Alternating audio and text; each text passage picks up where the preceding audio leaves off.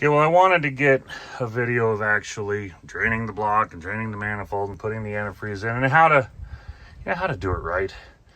You know, like I've always said, if you take care of your shit takes care of you. But I don't think you're going to be able to see them. Yeah, you can. So this is my block drain here.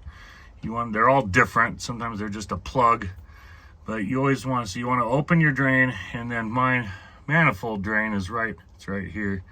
It's right above that. And if you open your drains and nothing comes out, that means your drain's plugged up, probably with some rust or something like that. So just get yourself a paper clip and, just ram it through that hole, and then, up here on your manifold drain as well. Make sure there is water coming out of there.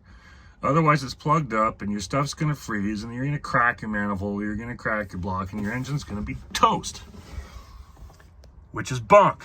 So you want to let that drain until they stop dripping water. I mean, dripping's okay, but you want to make sure it's done draining water.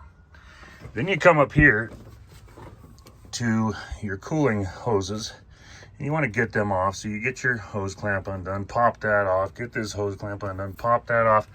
And then what you want to do is you just want to get yourself some RV marine antifreeze. It's pink. You want to get that stuff, and you want to pour it in here until it's coming out of your manifold drain as pink as the stuff in the container that you're pouring out of is. You want to make sure that it's the same color. That means you've got all the water out of there, and that all that's in there is the antifreeze.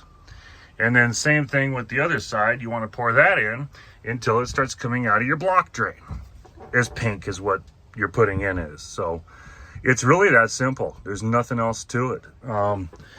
Most of them have some sort of breather to purge all the air out, especially when you start it in the spring.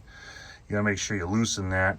Otherwise, you'll get vapor locked and your engine won't pump water and you'll overheat, and all sorts of fun stuff will happen. So I always just crack that, leave it cracked over the winter. That way in the spring when I fire it up, I don't forget. And when water starts coming out of here, you just tighten it down, and you're good to go. But we'll talk about that in the spring.